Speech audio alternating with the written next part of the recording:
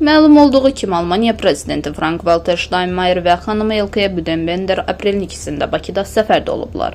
Səfər çərçivəsində Steinmeier xanımı ilə Bakıda bir sıra rəsmi və qeyri-rəsmi tədbirlərdə iştirak edib, içəri şəhəri gəzib, Heydər Əliyev mərkəzində təşkil olunmuş konserti izləyib. Ölkəmizdən xoş təəssüratla gedən Alman prezident və onun xanımı ilə bağlı maraqlı bir məlumat bilinib. Elə ki, dövlət başçısı Frank-Walter Steinmeier öz böyrəyinin birini xanımı Elke Budenbenderə verib.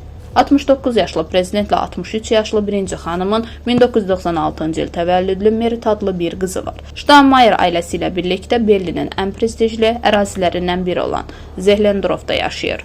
Birinci xanım 2010-cu ildə böyrək transplantasiyası əməliyyatı keçirib.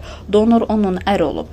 Həmin dönəmdə böyrəyinin birini xanımına bağışlayan Steinmeier müvəqqəti olaraq siyasi arenanı tərk etmək məcburiyyətində də qalıb. O xanım üçün donor olmasını belə izah etmişdi.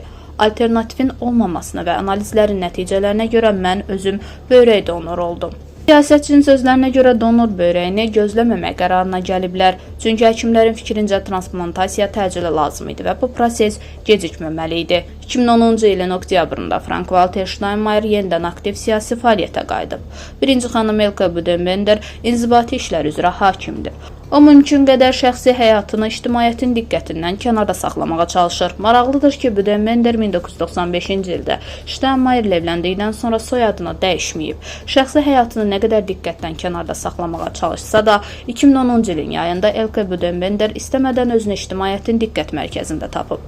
O zaman böyrək çatışmazlığından əziyyət çəkib. Vəziyyət o qədər mürəkkəbləşib ki, Elkenin yalnız 2 yol olub. Ya həyatının qalan hissəsi üçün həftədə bir neçə dəfə dializ müalicəsi qəbul etmək ya da böyrək transplantasiyası. Bununla belə uyğun bir orqanı üçün orta gözləmə müddəti 5-7 il olub. Elkenin isə vaxtı yox idi.